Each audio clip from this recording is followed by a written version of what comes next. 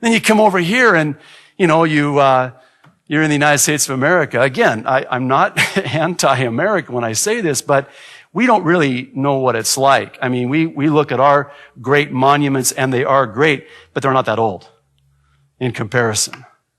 So, having said that, Ezekiel the prophet says that the merchants of Tarshish and the young lions from her, see, the young lions, the young nations that came from the lion, aka England, the English perhaps as the Tarshish, if you will, from England, we came as an English-speaking people to the United States of America from England. So that could be the detail that we're given in verse 13 in Ezekiel's prophecy, chapter 38.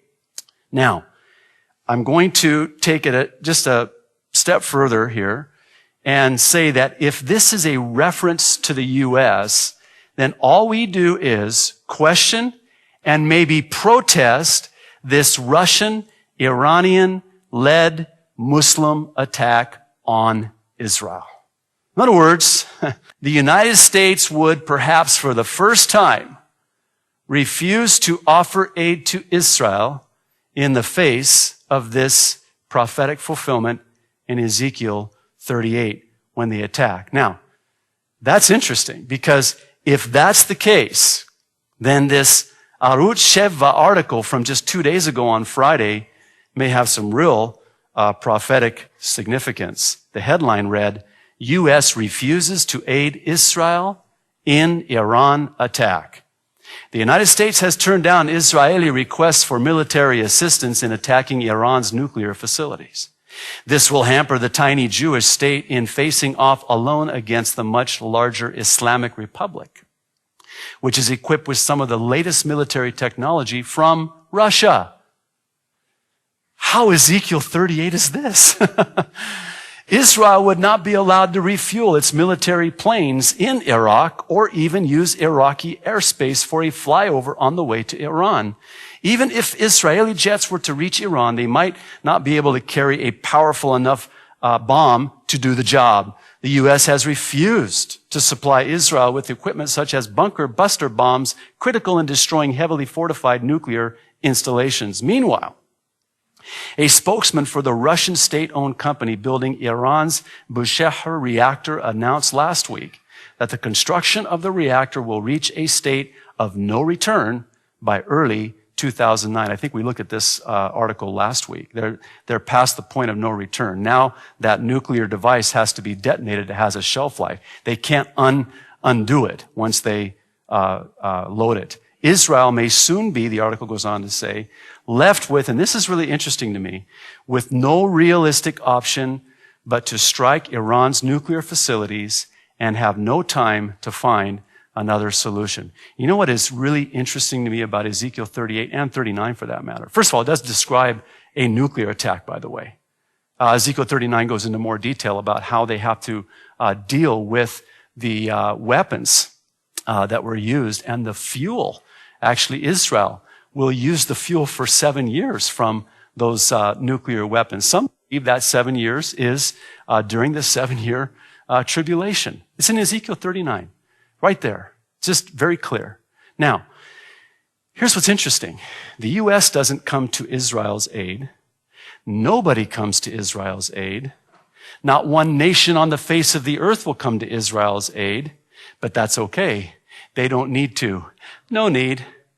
God himself will intervene on behalf of his people, the Jews, and he will defeat this massive army from this massive alliance.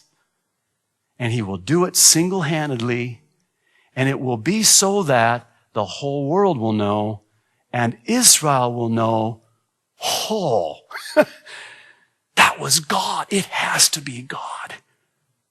It wasn't the U.S.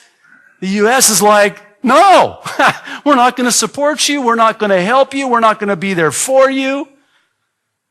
And that's exactly what Ezekiel 38 describes.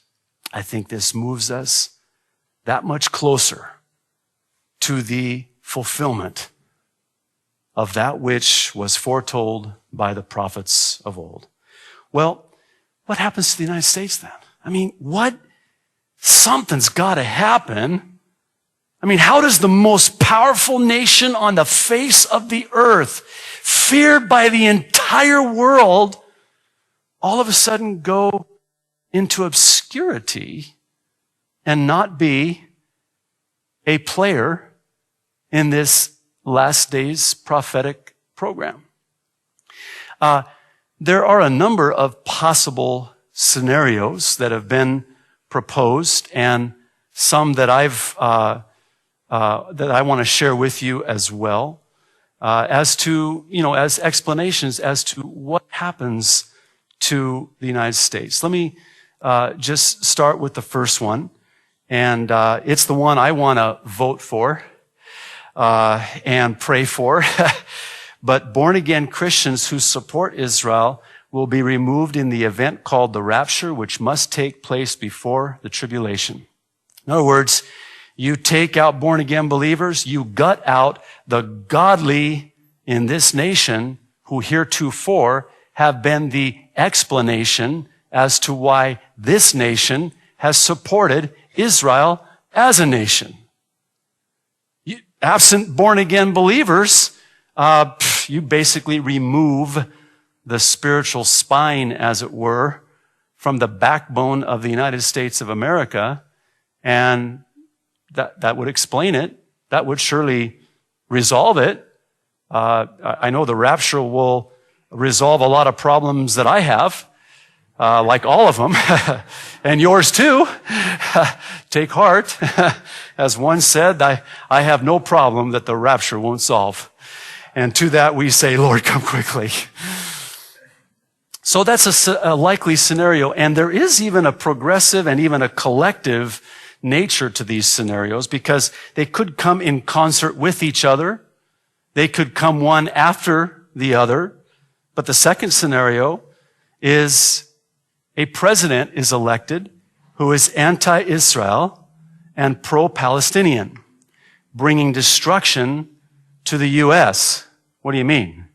Well, Genesis 12:2 and 3, the promise from God to Abraham was, or Abram at the time, was that he would make him into a great nation.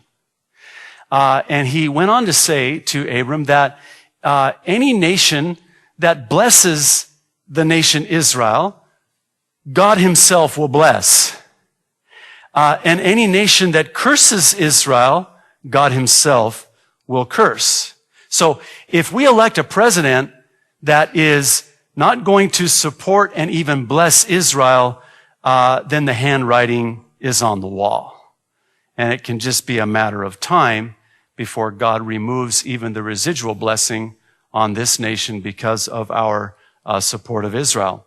There's an even more provocative prophecy in Zechariah 12, verses 1 through 6, where the prophet Zechariah records how it is that any nation who tries to move the burdensome stone, the boundary stone around Jerusalem, because that's how they marked off boundaries, was they would use stones, this immovable rock.